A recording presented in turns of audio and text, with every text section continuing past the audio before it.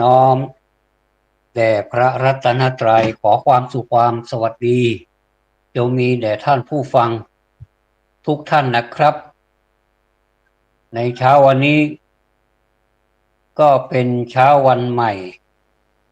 เช้าเมื่อวานนี้ก็ผ่านพ้นไปแล้วเมื่อวานนี้ทุกสิ่งทุกอย่างที่ผ่านไปบางบางทีเราก็ได้ทั้งประโยชน์และทั้งสาระบางทีก็ไม่ได้ประโยชน์ไม่ได้สาระแต่ก็ไม่เป็นไรผ่านไปแล้วคิดคิดกันใหม่คิดใหม่ทำใหม่สิ่งใดที่มันมีประโยชน์แล้วรู้สึกว่ามันขัดใจขัดใจกันเราคงจะเข้ามาสนทนากันแล้วก็ปรับความสมดุลว่าความขัดใจนั้นมันเกิดจากอะไรเกิดจากความไม่พอใจที่มีคนมาบอกเราว่าเราบกพร่องใช่ไหมหรือว่าเราไม่มีเหตุผลอะไรเลยเพียงแต่ว่าเราทำไปตามอำเภอใจของเราแค่นั้นเองมันก็เลยเกิดมีปัญหาที่ว่านี้ก็คือเป็นปัญหาสังคมถ้าเป็นสังคมเล็กๆก็จะเป็นปัญหาเล็กๆที่มองไม่ค่อยเห็นเพราะว่าปฏิบัติกันจนชินคือเหมือนไม่มีอะไรเกิดขึ้นนะครับแต่ถ้าเป็นสังคมที่ใหญ่ขึ้นมาหน่อยหนึ่งแล้วก็ใหญ่จนแบบว่าเป็นมหาภาคเป็นระดับชาติอย่างนี้นะครับอันนี้มันเห็นชัดแล้วก็ในขณะเดียวกันเห็นชัดแล้วก็แก้ไขยากได้ด้วยแก้ไขยากแต่ถ้าคนเรามีความเห็นถูกต้องมีความเห็นที่ว่าเป็นมรรคแปดนะครับมรรคมีองค์แปดก็จะเห็นในธรรมไม่ได้เห็นในอารมณ์ถ้าเห็นอารมณ์ตัวเองเป็นใหญ่ธรรมะก็เหมือนกับถูกทอดทิ้งไปแต่ความจริงธรรมะนั้นมันเป็นสิ่งที่เป็นสิ่งที่เลิศเพอร์เฟกต์แล้วนะครับแต่ว่าทำไมคนเรามันถึงไม่ได้เห็นคุณค่าของธรรมะแต่ ดันไปเห็นคุณค่าของสิ่งอื่นที่มากกว่าธรรมะมีบางท่านมักจะเขียนไว้นะครับว่าสิ่งดีๆน่ะท่านไม่ได้ให้สาปไม่สาปให้เราเป็นอย่างนั้นอย่างนี้แต่ว่าท่านสอนให้เราแล้วก็ไม่ได้เห็นแก่ประโยชน์ส่วนตนด้วยก็คือเห็นประโยชน์ส่วนรวมเป็นหลักแม้จะไม่ได้ประโยชน์ส่วนตนก็มีความยินดีปรีดา มีความสุขแต่เหตุไฉนคำสอนเหล่านี้ถูกปิดเบือนไปเป็นคำสาปแล้วก็ถูกกล่าวหาว่าคำสอนหลายอย่างเหมือนกับไปสาปคนหรือว่าพูดง่ายๆเหมือนกับชาวบ้านทั่วไปก็เหมือนกับไปแช่งคนว่าทำแล้วมันจะได้อย่างนั้นอย่างนี้นะแล้วคนก็ไม่เข้าใจกับว่าศาสนานี้แช่งคนแต่ความจริงและเตือนสติมากกว่าถ้าเข้าใจคำว่าสตินะครับสติถ้าเราเรียนกันอย่างจริงจังแล้วยอมรับนับถือกันอย่างมีเหตุมีผลแล้วก็รู้จักกรรมคือการกระทำแล้วก็ลำดับลำดับธรรมะว่าจะไปใช้อะไรได้บ้างอันดับแรกก็คือที่เป็นหลักๆก็คือสติความระลึกได้สัมปชัญญะความรู้ตัวถ้าเรามีสติมีสัมปชัญญะร้ายก็จะกลายเป็นดีที่มากก็จะกลายเป็นน้อยแล้วก็ในที่สุดก็จะถูกกำจัดไปสิ่งเหล่านี้ มันมันก็พูดยากพอสมควรเพราะว่าคนในโลกนี้มันเยอะนะครับประเทศหนึ่งก็หลายล้านคนภายในหลายล้านคนนี่ก็จิตใจบางทีไม่ได้ว่าจิตใจเดียวบางทีก็คนคนเดียวก็มีจิตใจว้าวุ่นไปได้หลายอย่างในแต่ละวันนะครับเราก็คิดนึกอะไรก็ไม่รู้จิปาถะบางทีก็เอามาเก็บปฏิดประต่อยังไม่ได้เลยมาทำเป็นจิ๊กซอว์ยังไม่เป็นจิ๊กซอว์เลยเป็นตัวอะไรก็ไม่รู้เป็นการ์ตูนเป็นอะไรก็ยังไม่รู้เรามองดูการ์ตูนยังมีความมีสนุกกว่าแล้วก็มีสมาธิมากกว่าเวลาเราวาดภาพเพราะมันสวยแล้วเราก็มีความสุขไปด้วยเราก็มีสมาธิไปด้วยแล้วก็เป็นผลงานของเราเองว่าเราเป็นคนวาดมากับมือคนอื่นไม่สวยเราก็วาดสวยคนเดียวก็มีความสุขแล้วแต่ถ้าคนอื่นเขามา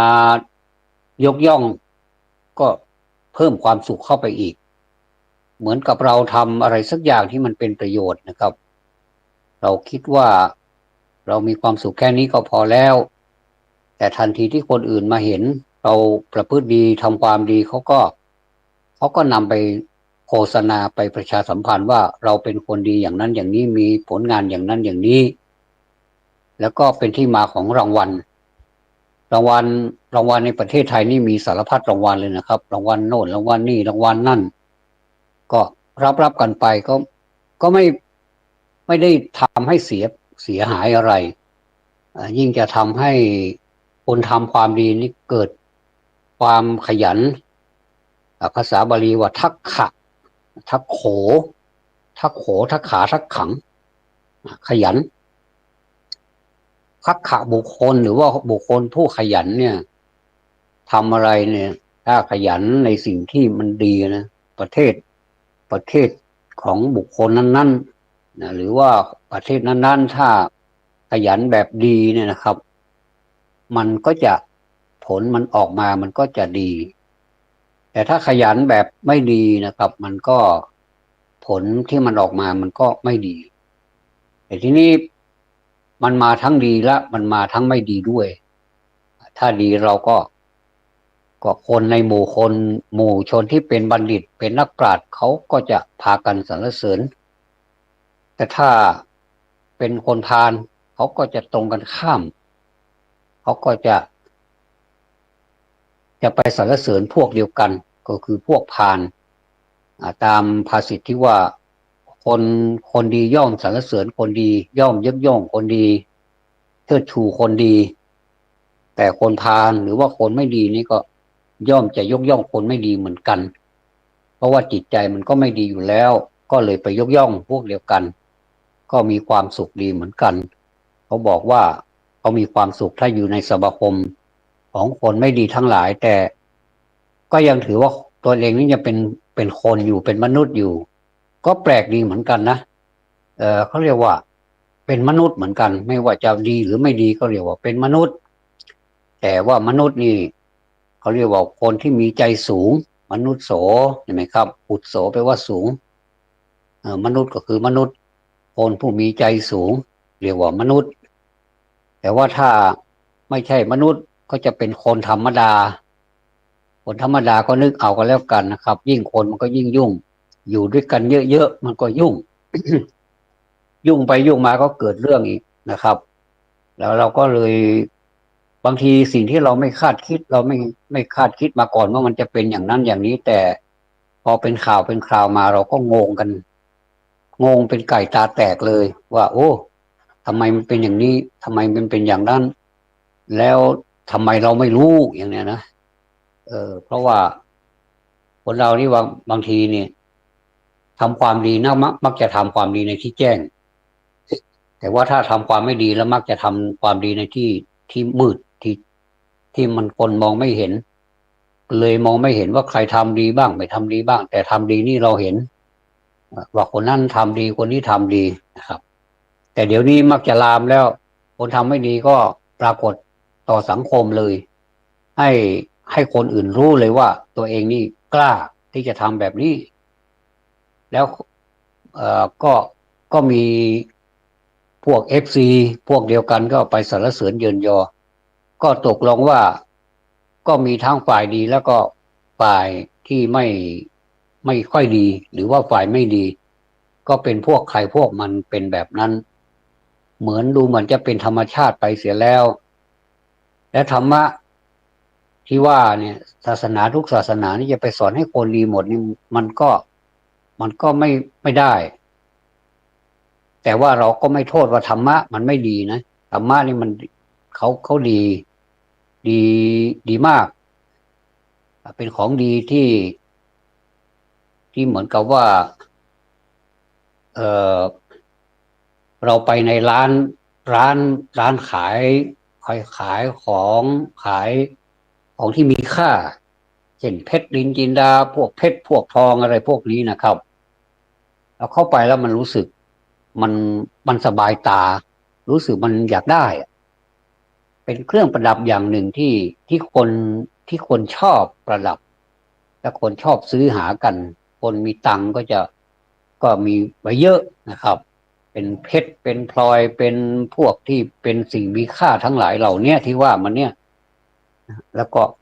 คนที่ปานกลางที่เขาชอบซื้อไว้ก็ซื้อคนที่ยากจนก็สามารถที่ซื้อได้ถ้าเขาขยันไปขยันมาจากคนไม่มีตังค์ก็มีตังค์ขึ้นมาแล้วก็เขาก็ไปซื้อเก็บไว้ก็เป็นสิทธิ์นะครับก็ไม่ได้แล้วไม่ได้ไม่ได้ผูกขาดนะครับว่าเออร้านเรานี่ผูกขาดเฉพาะคนที่รวยๆขอให้เข้าไปแล้วมีสตางค์เขาก็ขายให้อย่างเนี้ยนะครับถ้าจะเปรียบไปแล้วเหมือนกับ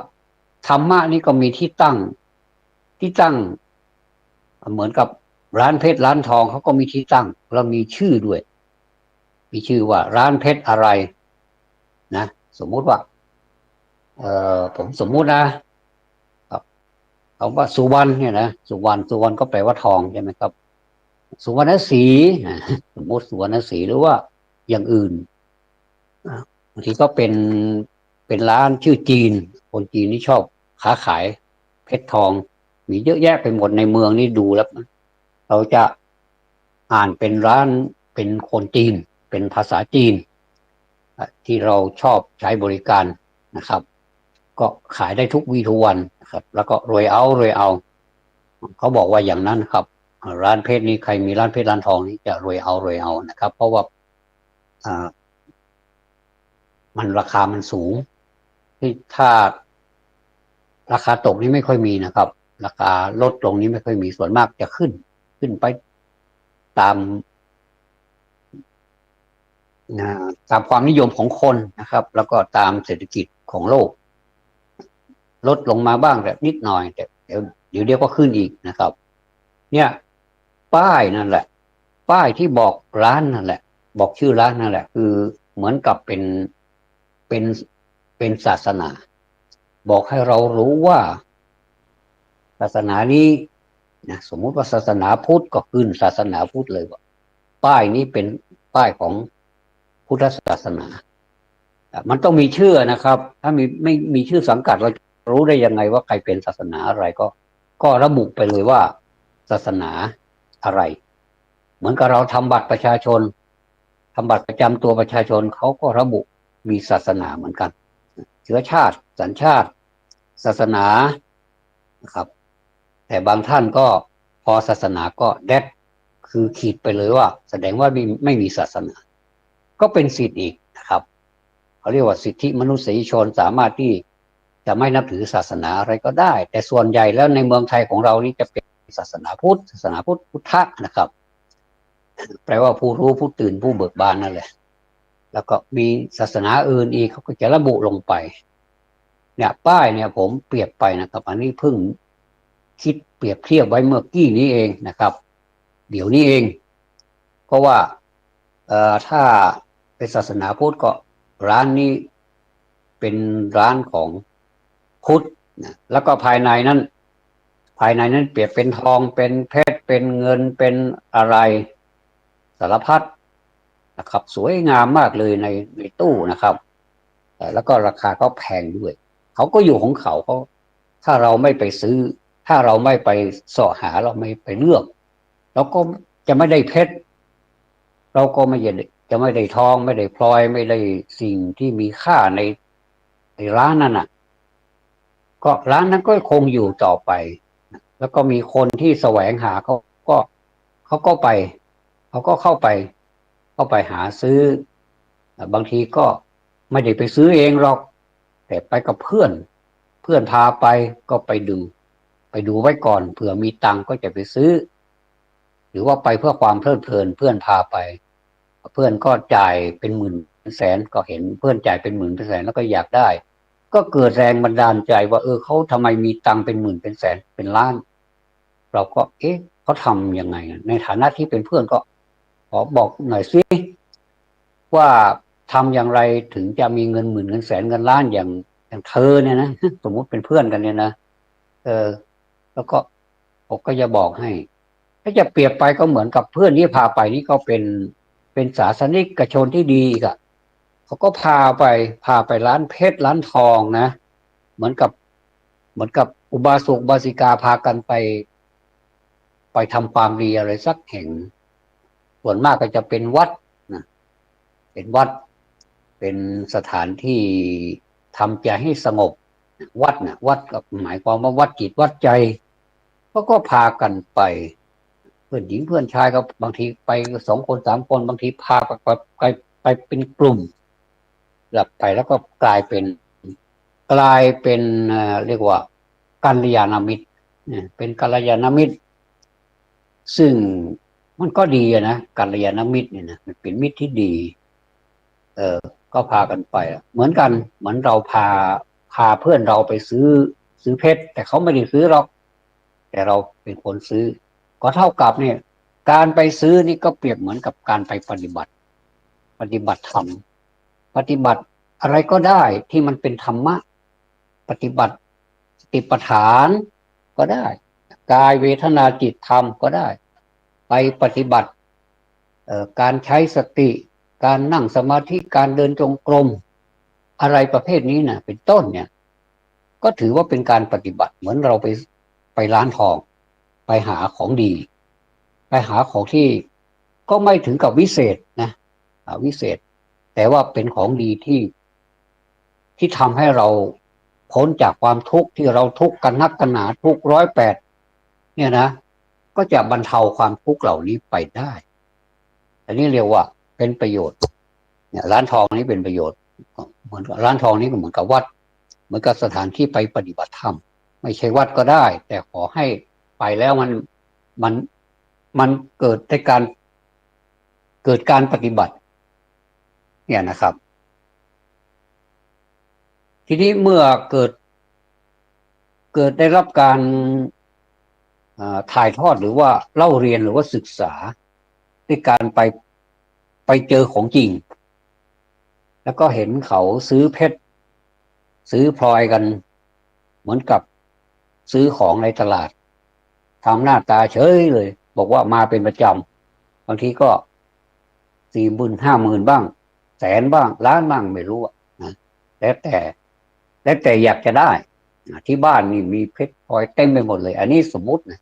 สมมุติเราเปรียบเทียบเขาก็จะเกิดคล้อยตามบอกว่าเราก็อยากจะได้บ้างในฐานะที่เราก็ไม่ใช่ว่าเป็นคนทุกข์ยากอะไรมากมายแต่ว่ามันไม่มีตังค์แค่นั้นเองมันไม่มีตังค์ไม่มีทุนที่จะมาซื้อเราก็ต้องขยันสิก็เกิดสัจจะอธิษฐานขึ้นในใจว่าต่อไปนี้เราจะขยันแล้วนะเราจะเราจะขยันและประหยัดอดออมที่จะให้ได้มีเงินหมื่นขอให้ได้สัก10,000นี่ก็โหดีใจแล้วนะดีใจละได้แสนก็โหเหมือนกับมีเจอโชค2 ชั้นเลยนะถ้าได้แสนถ้าได้ล้านละก็3 ชั้นไม่ว่าจะเป็นโชคชั้นที่1โชคชั้นที่2โชคชั้นที่3ก็ถือว่าเป็นน้ำพักน้ำแรงของตนเองก็เหมือนเราไปปฏิบัติธรรมไม่ว่าจะเป็นธรรมะชั้นต้นธรรมะชั้นกลางธรรมะชั้นสูงเราก็รู้สึกว่าเราได้ธรรมะมานี้ละมันจะต่ำจะต้อย สำหรับคนอื่นที่มองเห็นเราก็ตามใจก็ไม่ได้ว่าแต่ว่าเราเนี่ยรู้ตัวเองว่าเราไปรู้อะไรมาบ้างแล้วเราปฏิบัติได้จริงไหมอะไรประมาณนี้ก็จะทำให้เกิดประโยชน์ร้านทองเองก็จะผลิตทองออกมาศาสนาก็จะผลิต บุคคลออกมาผลิตบุคคลถ้าเป็นวัดก็จะผลิตพระสงฆ์ที่มีคุณภาพที่สามารถชี้แจงแถลงไขธรรมะเวลามีปุจฉาคือการถามสงสัยผมสงสัยดิฉันสงสัยพระคุณเจ้าอันนี้มันแปลว่าอะไรจะทำให้จะเข้าถึงธรรมะข้อนี้ได้อย่างไรถ้าพระตอบไม่ได้ผมว่าเสียฟอร์มพระจะต้องตอบได้แล้วใช้คำว่าจะต้องด้วยนะถ้าไม่ใช้คำว่าจะต้องนี่หรือว่าใช้คำอื่นเนี่ยมันไม่ขลังนะครับส่วนตัวผมนะเพราะฉะนั้นนี่ต้องเตรียมตัวไว้ให้ดีพระนี่จะต้องเตรียมตัวไว้ตลอดเวลาเลยเหมือนกับว่าถามอะไรนี่ได้ทั้งนั้นนะครับบางทีถ้ามันเป็นชั้นสูงมันก็ต้องคนโยมที่เขาเรียนชั้นสูงก็เยอะนะครับพระก็ต้องชั้นสูงด้วยผมชอบใจผมชอบใจเจ้าพระคุณสมเด็จพระธรรมโคสาจารย์เนี่ยปอประยุทธ์โตเนี่ยนะโอ้เป็นไอดอลผมมานานแล้วล่ะตั้งแต่ท่านเป็นชั้นพระราชาคณะชั้นใหม่ๆละชั้นพระราชาคณะนี่ใหม่ๆรู้จักท่านแล้วก็ศึกษาดูชีวประวัติของท่านมาก็ภูมิใจแทนในเมืองไทยของเราก็มีนักปราชญ์มีบัณฑิตขนาดนี้เราก็ไม่ได้ด้อยกว่าเขาไม่ได้ด้อยกว่าประเทศอื่นใครอื่นเลยหลังซ้ำเรายังเป็นเด่นเป็นสง่างามเหมือนกับศาสนาพุทธนี้สง่างามขึ้นมาทันทีทันใดเลยเหมือนกับ เวลานี้เป็นเวลาที่มันมืดแล้วเนี่ยนะแต่ท่านทำให้ความมืดนี่มันสลายไปได้ท่านเป็นดวงไฟใหญ่โตทำให้ความมืดนั้นหายไปหมดเกิดเป็นแสงสว่างขึ้นมาเลยอันนี้ผมยกตัวอย่างท่านเดียวเท่านั้นนะแต่ท่านอื่นล่ะพระเดชพระคุณหลวงพ่อพุทธทาสหลวงพ่อปัญญานันทะแล้วก็มาสายวิปัสสนานี่ก็มีเยอะแยะหมดหลวงพ่อชาอย่างเนี้ยนะหลวงปู่มั่นเนี่ยนะโอ้มันดูแล้วมั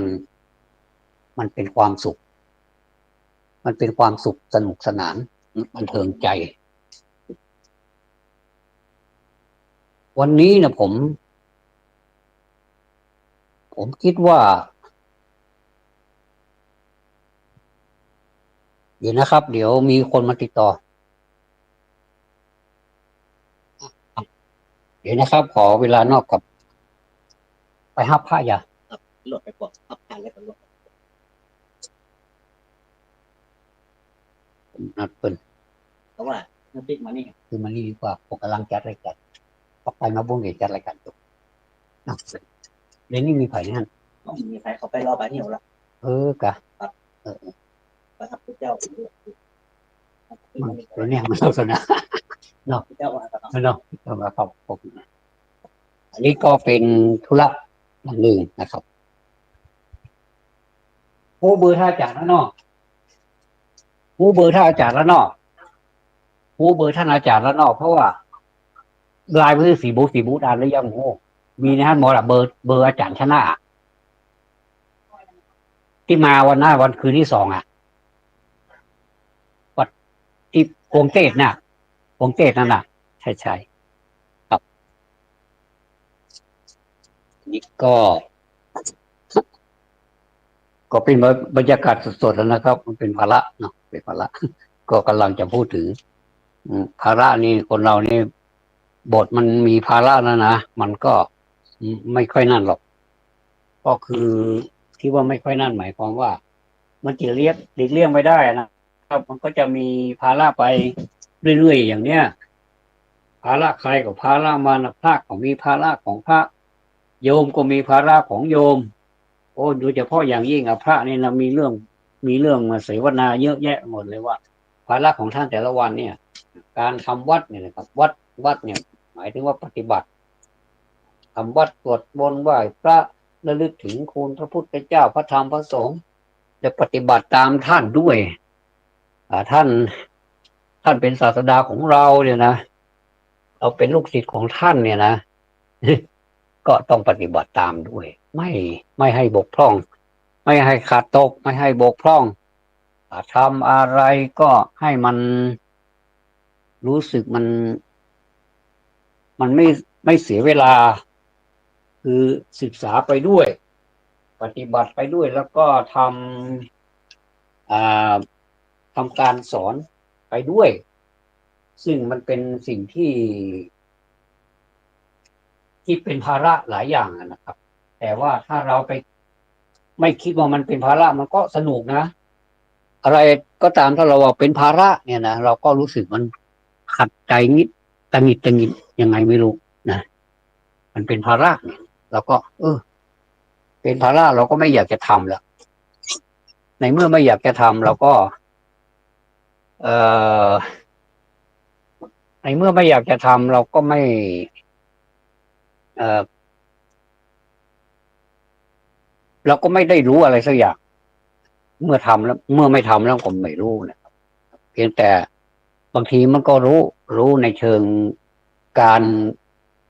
เรียกว่าการเรียนการศึกษาคือเป็นว่าเป็นวิชาการก็คือเป็นทฤษฎีเราก็จะทฤษฎีเฉยๆไม่ได้ปฏิบัติเพราะเขามีปฏิบัติด้วยล่ะทฤษฎีด้วยสิ่งเหล่านี้มันคู่กันนะครับพูดไปพูดมาก็เรามาเปรียบเทียบระหว่างศาสนาคำสอนแล้วก็คนที่เรียกว่าพุทธศาสนิกเนี่ยนะก็ทำให้เรามองภาพออกนะครับว่าจริงๆแล้วศาสนาเป็นอย่างนี้นี่เองนะเป็นอย่างนี้นี่เองมันก็ไม่ได้ลึกลับซับซ้อนอะไรมากมายเพียงแต่ว่าเราบางทีเราไม่ได้ดูไม่ได้มีการดูมีการปฏิบัติอย่างจริงจังก็เราก็เลยคิดว่าศาสนาเป็นเครื่องพึ่งในยามที่ไม่ปกติหรือว่าในยามที่มีความทุกข์เท่านั้นไม่ต้องไปคิดอะไรมากกับศาสนาอันนี้ก็รู้สึกว่าจะให้ความสำคัญกับศาสนาในทางที่ผิดไปหน่อยหนึ่งเราอยากจะให้น้ำหนักของการเคารพนับถือศาสนาเนี่ยเป็นไปอย่างที่ศาสนาเนี่ยมีคำสอนที่มีผู้สอนมาเรียบร้อยสำเร็จรูปแล้วก็ไม่ต้องไปออกแรงออกข้อบัญญัติหรือว่าไปเสาะหาอะไรที่ไหนอีกเพราะว่ามีอยู่แล้วเหมือนกับร้านเพชรร้านพลอยมีอยู่ที่ร้านอยู่แล้วเอาตังค์ไปซื้อเอาตังค์ในที่นี้นะครับผมไม่ได้หมายถึงว่าเราเอาสตางค์ไปซื้อศาสนาหรือว่าเอาอะไรก็เรียกว่าเอาตังค์ไปแลกคำสอนเนี่ยมันไม่ใช่ตังค์ในที่นี้หมายถึงต้นทุนในการที่เราจะไปพบไปสนทนาไปเสาะหาความรู้ต่างๆที่เกิดจากศาสนาเนี่ยให้ได้สิ่งที่เราต้องการก็คือสิ่งที่เราต้องการอะไรก็ต้องการพ้นจากทุกข์ใช่ไหมแล้วก็ใช่เราจะทำยังไงให้มันพ้นจากทุกข์มันมีในนั่นหมดแล้วมันเหมือนสินค้าที่เหมือนกับยาเหมือนกับยาเราเป็นโรคอะไรเราเป็นโรคอะไรโรคอิสุกอิสัยหรือโรคกระเพาะหรือว่าเป็นโรคอะไรที่เราจะต้องใช้ยารักษาเราก็ต้องไปหาแพทย์ใช่ไหมครับไป ไปโรงพยาบาลตามหลักไปโรงพยาบาลแล้วเขาก็จะแนะนำคุณหมอก็จะแนะนำทานยานั้นให้แก่เราแล้วก็ไปปฏิบัติตามคุณหมอแล้วก็โรคก็หายอย่างเงี้ยเรื่องศาสนาก็เหมือนกันก็ต้องเข้าไปหาพระภิกษุนักบวชทั้งหลายที่ท่านมีความรู้หรือว่าบัณฑิตที่ไม่ใช่พระภิกษุก็ได้ก็มีเยอะนะครับที่ที่ได้ศึกษาเล่าเรียนเรื่องศาสนามานี่ก็มีเยอะเขาท่านเหล่านั้นก็เป็นบัณฑิตเป็นผู้รู้เป็นนักปราชญ์เหมือนกันครับก็จะแนะนำให้เราเนี่ยเราไม่ได้ใช้สตางค์มาซื้อนะเราใช้ต้นทุนในการที่จะเรียกว่าอะไรที่ที่จะเอาสินค้ารับสินค้ารับเหมือนกับรับคำสอนนั้นมาจากท่านโดยที่ไม่ใช้ต้นทุนแต่บางทีก็มีการใช้ต้นทุนอาจจะมีการทำบุญทำอะไรมันก็เป็นต้นทุนหมด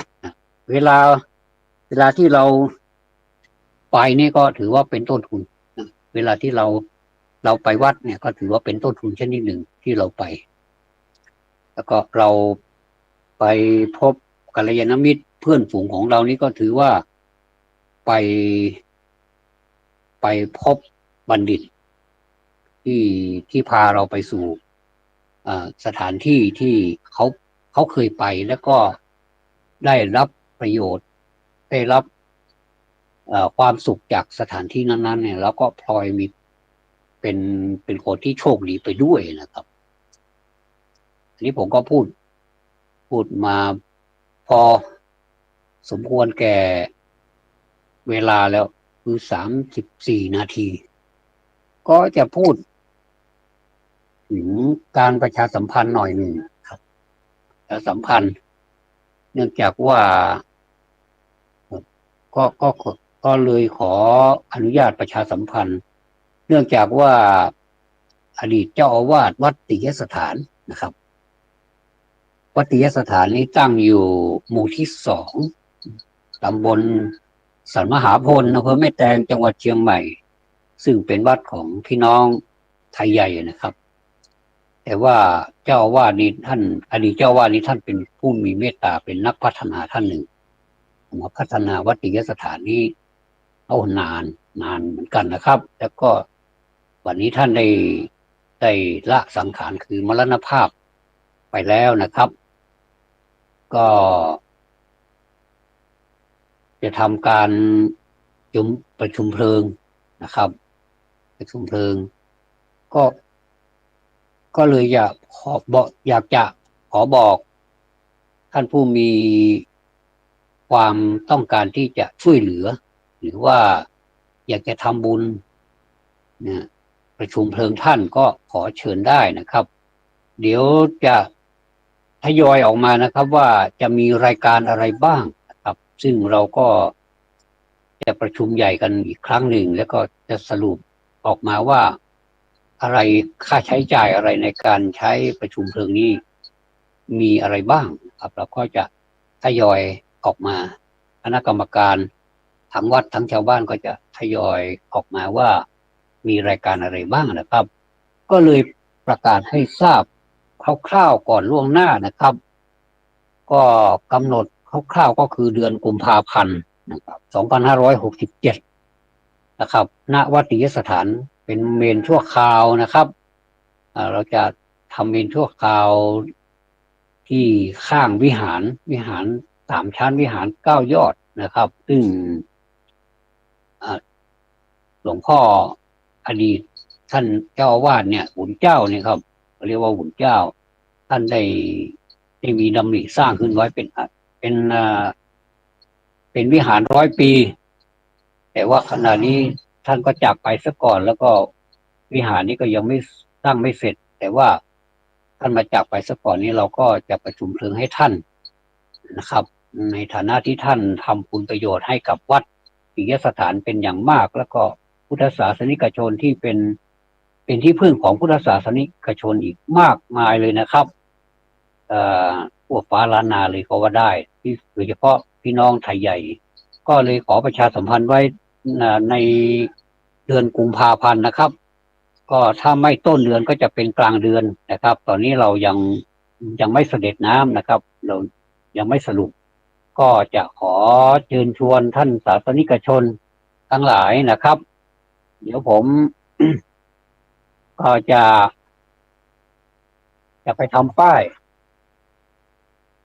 จะทำป้ายไวนิลป้ายไวนิลเพื่อเป็นการประกาศให้รู้ว่ามีรายการอะไรบ้างนะครับก็ขอเชิญท่านติดตามต่อไปนะครับซึ่งในโอกาสนี้นะครับก็จะเป็นการบอกบุญบอกกุศลให้ท่านได้รับทราบเป็นระดับแรกก่อนเป็นอันดับแรกก่อนนะครับท่านผู้ฟังทุกท่านครับคนเรานั้นเมื่อทำความดีนะครับความดีมันจะเป็นระดับไหนก็ตามขอให้เป็นความดีเมื่อจากไปแล้วเนี่ยมีแต่คนคิดถึงนะมีแต่คนคิดถึงนะครับเมื่อคิดถึงแล้วก็จะเกิดการมีกำลังใจว่าคนที่จากไปเนี่ยทำอะไรไว้บ้างมีผลงานอะไรไว้บ้างนี่นะครับผลงานบางทีก็เป็นผลงานด้านการสอนไม่ได้สร้างอะไรมากมายหรอกแต่ว่าสอนใช้ธรรมะของพระเจ้าสอนให้ปรากฏแก่ผู้ใคร่ในธรรมก็มีอย่างที่ผมได้เรียนให้ท่านทราบว่าถ้าฝ่ายพระก็จะเป็นยกตัวอย่างท่านอาจารย์พุทธทาสแล้วก็สมเด็จพระพุทธโฆษาจารย์ปอปยุตโตอะไรเขามาเลยเหมือนที่บอกเขามาเลยมันปิดไปได้ถูกไหมปอปยุตโตเนี่ยนะครับก็เป็นต้นท่านก็ทำประโยชน์ไว้เยอะแยะเลยครับก็ผมคงจะพูดได้ประมาณนี้นะครับพูดได้ประมาณนี้แล้วก็มาดูประเภทมาดูมาดูประเทศของเรานะครับในด้านความเคลื่อนไหวหรือว่าความเป็นไปของประเทศเราว่ามีมีอะไรบ้างที่พัฒนาไปข้างหน้าบ้างแล้วเนี่ยผมว่าก็พัฒนาไปเยอะนะครับพัฒนาเยอะในด้านของพัฒนาทางด้านเศรษฐกิจอะไรเนี่ยนะครับโอ้ทำงานกันเป็นแบบชุลมุนเลยนะครับก็คือขมีขมันทักโขทักขาทักขังกันสนั่นเลยนะครับสนั่นเมืองเลยในขณะเดียวกันความดีก็เห็นกันอยู่ทุกวี่ทุกวันความไม่ดีก็ว่ากันไปตามตัวบทกฎหมายใครมีหลักฐานอะไรก็ว่ากันไปก็ก็ถือว่าเป็นเรื่องปกติธรรมดาแต่ชาวพุทธของเรานี่ไม่ได้เน้นถึงเรื่องความเดือดร้อนของคนอื่นอ่าเราก็ดูไว้เป็นตัวอย่างแค่นั้นเองนะครับว่าถ้าใครทำกรรมอะไรไว้ที่มันไม่ดีเดี๋ยวมันก็ตามสนองเมื่อตามสนองแล้วก็จะทำให้เกิดได้เกิดสติทำให้เรารู้ว่าสิ่งนี้มันไม่ดีนะเราไม่ควรจะทำบางทีเรามองกันข้างนอกเราก็นึกว่าเขาเป็นคนดีแต่ไหนได้คุยไปคุยมาก็ยิ่งยาวสาวยืดไปอีกยาวไปเลยก็อยากจะไม่อยากจะให้มันเป็นอย่างที่เรามองเห็นหรือว่าที่เราได้ศึกษาได้เห็นกันครับเราก็อยากจะให้ทุกคนมีความอยู่ดีมีสุขร่มเย็นเป็นสุขเหมือนกันไม่เบียดเบียนซึ่งกันและกันแต่ว่าถ้ามันมันเป็นอย่างนั้นเราก็ไม่รู้จะทำยังไงก็ถือว่ากรรมมุนาวัตติโลโกก็แล้วกันใครทำอะไรไว้ก็รับผล ตามนั้นไปแต่ว่าถ้าคนดีล่ะเราก็สรรเสริญกันไปคนไม่ดีเราก็ไม่ได้ไปเหยียบย่ำอะไรเขาก็ถือว่าเราใช้อุเบกขาก็แล้วกันก็ให้กรรมนะครับถ้าถ้าพูดตรงๆก็คือให้กรรมที่การกระทำของเขานะจัดการกับตัวเขาเองเราไม่ต้องไปซ้ำไปเติมนะครับเหมือนกับเวลาถ้าเราทำอะไรผิดพลาดเขาก็มาซ้ำเติมเราก็ไม่ชอบเหมือนกันการซ้ำเติมกันนี่มันทีมไม่ดีมันไม่ดีหลายอย่างนะครับเขาผิดพลาดไปเราไปเตือนสติเขายังดีกว่าที่เราไปซ้ำเติมเขาเนี่ยนะครับแต่สื่อมันไม่เป็นอย่างนั้นนะครับบางทีมันก็เอาขายข่าวใครที่สำนักข่าวที่มันแบบมันขายข่าวได้เยอะมันก็รวยกันนะครับมันก็คนก็เสพข่าวเขาเยอะยอดวิวก็ขึ้นอะไรประมาณนี้มันงงไปหมดเลยนะครับตามสื่อต่างๆนี่เราไม่รู้จะเชื่อใครดีก็มีคนที่เตือนสตินะครับว่าไม่ต้องไปยุ่งกับเรื่องคนอื่นมากเพียงแต่ว่าเรายุ่งกับเรื่องตัวเองก็พอแล้วนะครับแต่บางทีมันก็ไม่ไปตรงกับคำสอนของพระพุทธเจ้าพระพุทธเจ้านี่ยุ่งเรื่องตัวเองด้วยแล้วก็ยุ่งเรื่องเอ่อยุ่งเรื่องของพระองค์เองนี้ด้วยแล้วก็ไปยุ่งเรื่องของคนอื่นด้วยอันเนี้ยคือวิสัยของพระพุทธเจ้าถ้าถ้าท่านรู้และท่านไม่ทำนี่ท่านมีความทุกข์นะครับแต่ท่านทำนี่ท่านมีความสุขแล้วก็เป็นความสุขที่แบบไม่มีไม่มีคำบรรยายเป็นความสุขที่เหมือนกับเรียกว่าอะไรอ่ะการให้ทำเป็นทานน่ะชนะการให้ทุกอย่างอะไรเนี่ยความสุขในธรรมความปิติในธรรมไม่ย่อมมีความสุขและมีปิติมากกว่าทุกอย่างในโลกนี้พระพุทธเจ้าท่านถืออย่างนี้บางทีคำที่มันออกมาใหม่ๆมันก็เป็นปรัชญาไปมันก็เหมือนกับว่าเราไม่ต้องไปสนอะไรกับใครทั้งนั้นเลยทีนี้ถ้าสมมุติว่าญาติของเราเนี่ยเขาทำไม่ดีเนี่ยเราไม่มีสิทธิ์ที่จะไปว่าเขาได้เลยหรือรวมกับอย่างนี้ด้วยหรือเปล่าเพื่อนบ้านของเราเนี่ยเขาเป็นที่รักของเราเขาเคารพนับถือเราก็เคารพนับถือกันเนี่ยเราก็บอกให้เขาเนี่ยถือว่าอันนี้เราไปยุ่งกับเรื่องคนอื่นไหมต้องเอามาตีความกันอีกนะว่าการไปยุ่งเรื่องคนอื่นนี้จะต้องเริ่มต้นที่ไหนอย่างไรนะถึงจะถึงจะเรียกว่าไปยุ่งเรื่องของคนอื่นบางทีผมดูแล้วผมก็ไม่เห็นด้วย100%เหมือนกันนะผมก็มีความเห็นเป็นอิสระของผมเหมือนกันทุกท่านก็ควรจะมีความเป็นอิสระของท่านอยู่ด้วยนะครับไม่ใช่ว่าเราจะไปเชื่อหมดทุกอย่างมีใครลงไลน์ลงเฟซลงอะไรมาก็ไปเชื่อเขาหมดทุกอย่างอย่างนี้นะผมว่าเราเป็นหุ่นแล้วเราถูกเชิดแล้วก็เอาเขาว่าหมดเลยบางบางทีไปดูนะเดี๋ยวนี้มันไปหมดเลยอ่ะนะความเจริญด้านเนี้ยที่ว่าเจริญมากเหลือเกินนะมันทะลุไปแล้วนะครับมันเจริญมากเกินไปแต่มันทำให้เรานี้อ่าไม่เป็นตัวของตัวเองแล้วแล้วเรามีสิทธิ์คิดเรามีสิทธิวิพากษ์เรามีสิทธิ์ที่จะพิจารณาตัวเองได้แต่เราก็อย่าให้มันมากไปสำหรับคนอื่นแค่นั้นเองนะสามารถที่จะเตือนกันได้สามารถจะวิพากษ์วิจารณ์กันได้แต่ว่าคนที่ถูกวิพากษ์วิจารณ์นั้นเป็นคนเช่นไรเป็นคนสาธารณะใช่ไหมก็วิพากษ์วิจารณ์ได้แต่ถ้าเป็นไม่ใช่สาธารณะเขาก็อยู่ของเขาแล้วก็อยู่ของเราเนี่ยเป็นวิพากษ์วิจารณ์คนอื่นเนี่ยอันนี้ใช่ไหมที่ว่าไม่ควรจะไปยุ่งกับคนอื่นแต่ถ้าคนอื่นเนี่ยรัฐบาลเนี่ยก็ไม่ใช่ญาติของเราแต่เขาเป็นคนอื่นเราไม่สามารถจะวิพากษ์วิจารณ์เขาได้เลยหรืออย่างเนี้ยนะครับนี่พูดถึงว่าเราพูดกันด้วยเหตุด้วยผลนะเราต้องแยกแยะออกมาเป็นอย่างนะครับเพราะฉะนั้นนี่สื่อต่างๆที่นำเสนอเนี่ยเขาก็นำเสนอตามหน้าที่ของเขาอาจจะถูกบ้างผิดบ้างผิดเป้าหมายบ้างถูกเป้าหมายบ้างไอ้ที่ถูกก็มีเยอะไอ้ที่ไม่ถูกก็มีแยะที่พูดผิดพูดเอาใจตัวเองหรือว่าเอาความมันของตัวเองก็มีเยอะเหมือนกันพูดดีก็มีเยอะพูดไม่ดีก็มีเยอะเหมือนกันเพราะฉะนั้นนี่เราจะเอาข้างไหนนะครับก็ต้องใช้ วิจารณญาณก็ใช้ธรรมะของพระพุทธเจ้านี้นั่นแหละก็คือโยนิโสมนสิการมันจะรอดพ้นไปไหนนะครับอย่างเนี้ยซึ่งก็มันเป็นเรื่องที่เราต้องแก้ไขกันอีกเยอะเลยนะครับไม่ว่าจะเป็นประเพณีวัฒนธรรมอะไรต่างๆที่มันเพี้ยนไปมากเนี่ยเราจะให้มันอยู่กับร่องกับรอยเนี่ยว่าประเพณีเดี๋ยวนี้กับประเพณีเมื่อก่อนเนี่ยทำไมไม่เหมือนกันก็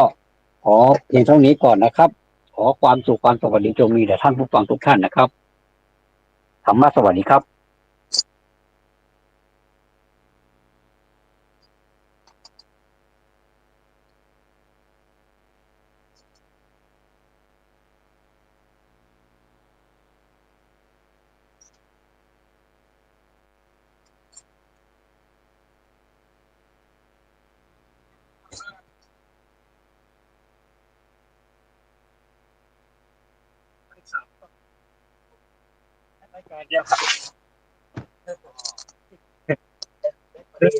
ครับก็ตอนเวลาหน่อยที่โมงก็เข้าที่เอาเบอร์มันเสียได้ถึงกับเติมเลยครับถ้ามันใส่ว่างๆก็พอดีตัวนั้นก็พูดน้อยเชื่อตรงกลาง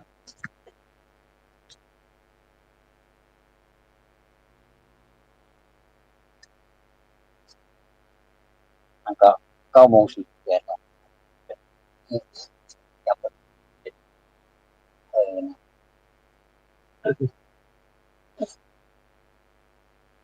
อันนี้ก็ที่จะได้หมดแล้วโอ้มันขนาดนี้เป็นใจของคน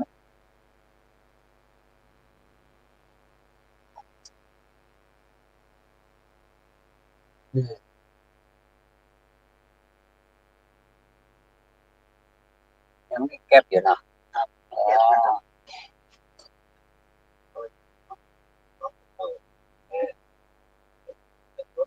ในในกระเป๋าสมบัติเอามันส่งไปพาไปครับอัพลงไปเอาลงมา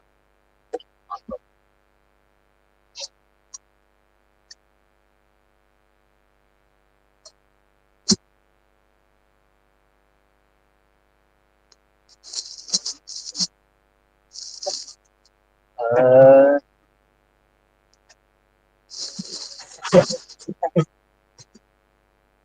เออ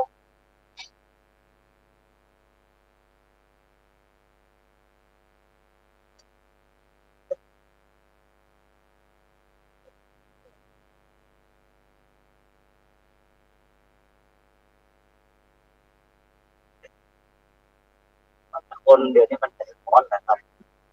เอามันได้อะเดี๋ยวจับในการไป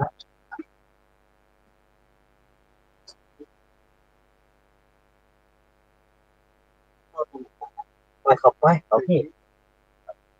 มันมีประโยชน์ครับทำเดียวนะคุณป่าทำเดียวลูกทำเดียวแล้วเปิดยินดีถ้าปัจจัยเอาในครอบกันละจะเอาจะเอาอย่างไรอ่ะเอาจะเปลี่ยน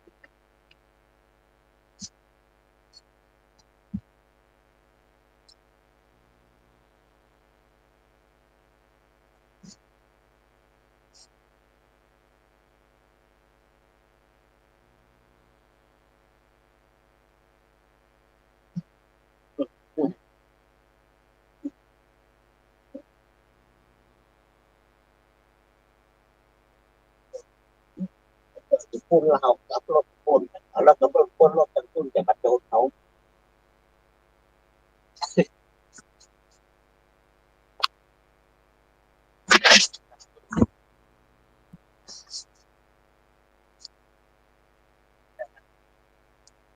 ดีทำดีอ่ะคนดีมากเก็บกระสุนคนชั่วทำดีนะทั้งชั่วทำชั่วนะคนชั่วชั่วก็ได้หมู่ไปหมู่มันมันเก็บดีหน่อยมันเนาะ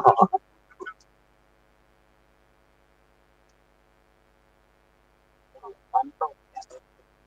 จบอ๋อออกไลน์มาขู่ตำรวจ ลำเย็นที่โยงไปนกไปก็หาเลยนั่นแหละเป็นจริงๆแล้วเนาะอย่างก็ก็คงการที่มันคงการที่ตำรวจแล้วถ้าเอาตังค์ตำรวจไปอยู่ได้กว่าตลาดถ้าเรามันมีเป็นร้อยล้านล้านตอนนี้รถ10 ล้อเป็น100 คันเกินเนาะ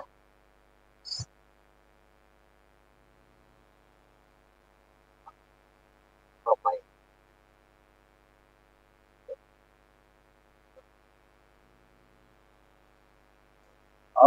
ของไม่งั้นหรอกเลยครับ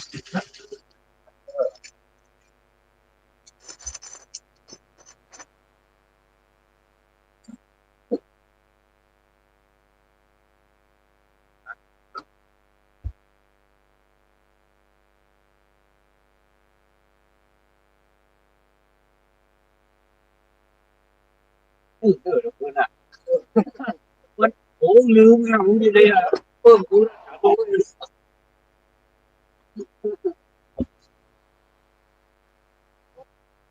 อ๋อครับอ๋อมี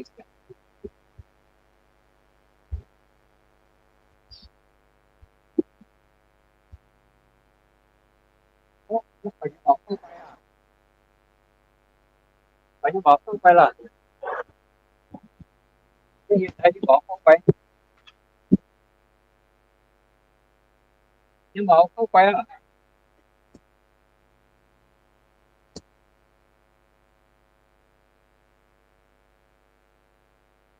เออไม่ใช่เนี่ยแล้วก็บอก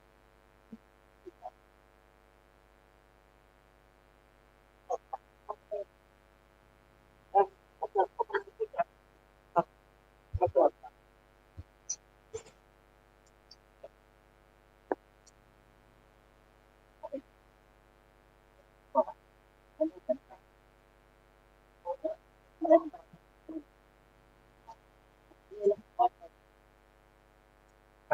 มานี่ตรงอ่ะโอ้เนี่ยก็ต้องวางก่อนก่อนดูดีกว่าครับพูดน่าจะแยกกันในเช่นก่อนครับเพราะว่าทำเป็นเลยเนี่ยผม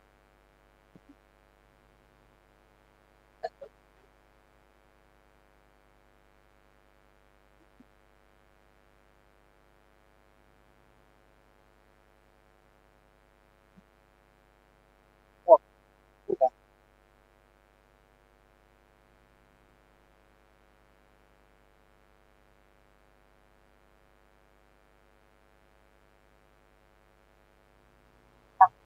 ฉันก็เลยออกมากันแล้วก็เป็นไปแล้วเหมือนกันต้นเดือนไม่พอนี่ตะเกียงไม่หมดนี่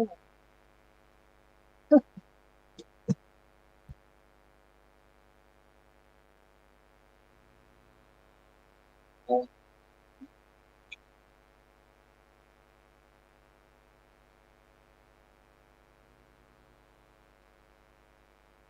ใช่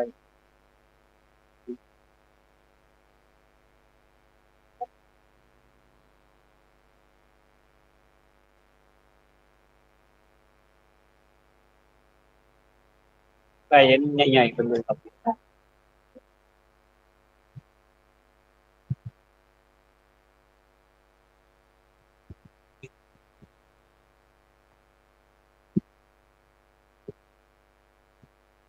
เอาไปวางมัน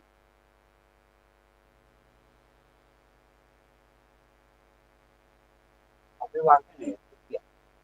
เอาไปวางไว้ไหนจะเก็บแค่หันมือตั้งมันเข้าไปทางไหนวะ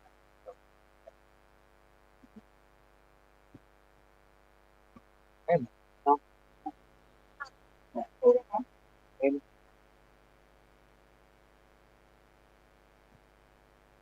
ที่โอนครับ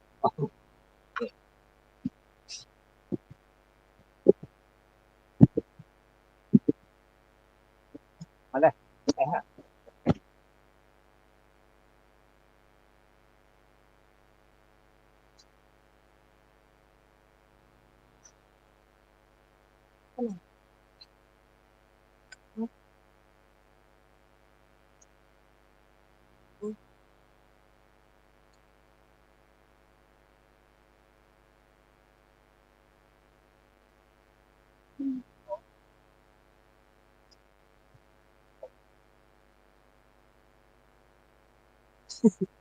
น้ำ เรื่องนั้น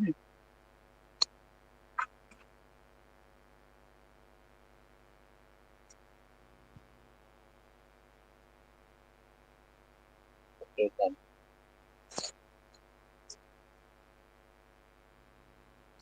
เดียว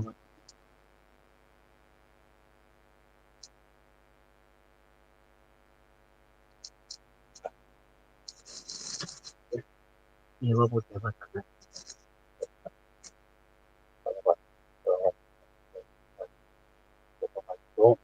เทวตายังมุนีวรวัจนังสาธาโว